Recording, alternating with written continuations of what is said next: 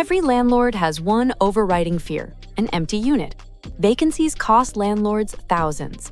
Today, I'll share a 5-step playbook to position yourself as a low-risk tenant and use that leverage to negotiate smarter rent terms. This is your tactical guide to saving real money. If you're ready to turn expenses into opportunities, show your commitment by subscribing and turning on all notifications. Let's get to work. Step 1. The data and timing offensive. You can't win a negotiation if you walk in unprepared. You need to know the market better than the landlord. The data? The U.S. rental vacancy rate in 2025 is 7.0%, up year over year. That means for every 100 units, about 7 are sitting empty. Landlords are feeling that pressure. The action plan? Become a comps expert.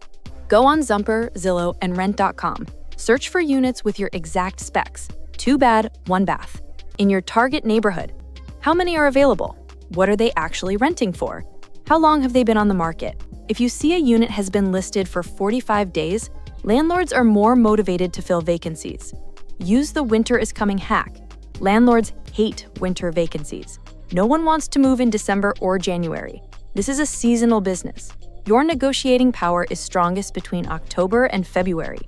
Negotiating in July is usually less effective. If your lease is up in the summer, ask for a 6-month extension so you can reset your timeline to the winter. Step 2. Build your perfect tenant portfolio. The best way to win a negotiation is to prove you're the A+ candidate. Make it easy for them to say yes. The concept? Create a tenant portfolio, a single PDF you can attach to your first email. This immediately sets you apart from typical applicants. The action plan? Cover letter, a short professional intro. My name is X. I am a job title seeking a long-term quiet place to live. Proof of income, a recent pay stub or employment letter. Credit report, a clean copy shows transparency and confidence. Tenant references, contact info from 2 to 3 previous landlords or your employer. Optional, pet resume, include a photo, name, and a vet note confirming vaccinations. This reassures landlords with concerns about no pets. When you present this portfolio, you're no longer a risk, you're a solution. Step 3. The pain points negotiation script. Now you're ready to make the ask. This is where you leverage the landlord's biggest fear: turnover costs. The data? A single tenant turnover can cost between $1,000 and $4,000, cleaning, painting, listing fees, and lost rent. The action? The phone call script. Avoid negotiating over text or email. Ask for a 10-minute phone call. You. Hi, landlord's name. Thank you for showing me the property. I love it, and I'm prepared to sign a lease today. As you can see from my tenant portfolio, I'm a quiet professional, I pay on time, and I'm looking for a long-term home. You. The pivot. I'm working with a strict budget of $1,900. I know the listing is for $2,000, but I was hoping you'd consider my offer. For you, it means you secure an ideal low-risk tenant today, you avoid any further listing costs, and you don't risk a $2,000 plus loss from another empty month. This reframes the negotiation. It's no longer, can you give me a discount? It's, would you like to accept a secure $1,900 today or risk additional vacancy costs if the unit remains empty by waiting for someone else? This video can help you save thousands, depending on your situation. If you find this valuable, hit that like button. It's a zero-cost way to support the channel and tells me you want more deep dive content. Step 4. The hidden win. Negotiating beyond price. What if they say no? What if their price is firm? The negotiation isn't over. The concept, a win doesn't just mean lower rent, it means lowering your total cost of living. The action? Pivot to concessions. If they say, I'm sorry, the $2,000 is firm, you respond, I understand. In that case, to make the $2,000 work for my budget, could you include the $75 a month parking space? That's a $900 a year win.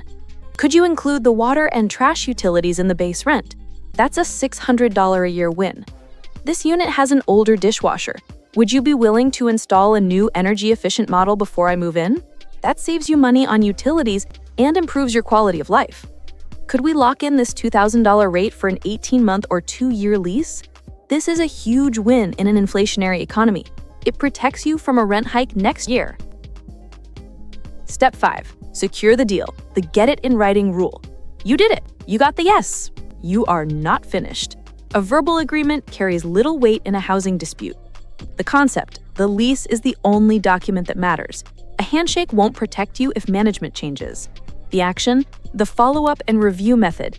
The follow-up email, immediately after the phone call, send a polite email. Hi, landlord's name. Just to confirm our great conversation, I am excited to move forward with the 18-month lease at $1,900 a month. Thank you again. This creates a simple, time-stamped paper trail. Read the lease. When they send you the lease, do not just sign it. Read the entire document. Check the addendum. Any special agreements, like free parking or rent at $1,900, must be written into the lease, often in a special addendum. If it's not in the contract, it doesn't exist. Ask for it to be added before you sign. This is how you approach renting strategically. Use data and timing as leverage. Build an ideal tenant portfolio to de-risk yourself. Apply the pain point script to make a compelling offer. Pivot to hidden wins if the price won't budge. Always get it in writing. This isn't about cutting corners. It's about being professional, strategic, and financially savvy. These strategies can help you reduce housing costs and free up money for savings or debt repayment. I'm curious to hear from you. When is your lease up? Are you in a power position, like winter, to negotiate? What's one hidden win or concession, like parking or utilities, that would make a big difference in your budget? Drop your answers in the comments and subscribe for more educational content on personal finance. Thanks for watching.